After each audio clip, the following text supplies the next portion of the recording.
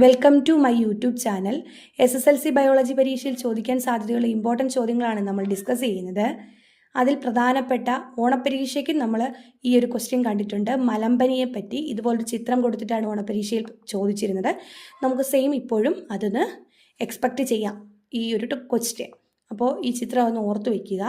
മലമ്പനി അഥവാ malaria, Plasmodium എന്ന പ്രോട്ടോസോവയാണ് രോഗകാരി. അപ്പം മലമ്പനിയുടെ രോഗകാരി ആരാണ്? പ്ലാസ്മോഡിയം എന്ന പ്രോട്ടോസോവ പകർത്തുന്ന രോഗമാണ് മലമ്പനി. അനോഫിലസ് പെൺകൊതുകുകളാണ് ഈ രോഗാണുവിനെ ഒരാളിൽ നിന്ന് മറ്റൊരാളിലേക്ക് എത്തിക്കുന്നത്.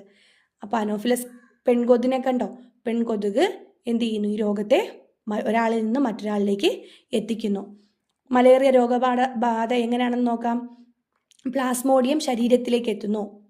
ഈ കൊതുക് വന്ന് കടിക്കുന്നതിൻ്റെ ഫലമായിട്ട് പ്ലാസ്മോഡിയം എന്ന പ്രോട്ടോസോവ ശരീരത്തിലെത്തുകയും അത് പെരുകുകയും ചുവന്ന രക്തകോശങ്ങളെ നശിപ്പിക്കുകയും ചെയ്യുന്നു. ശരീരത്തിലെത്തുന്നു, പെരുകുന്നു, ചുവന്ന രക്തകോശങ്ങളെ നശിപ്പിക്കുന്നു.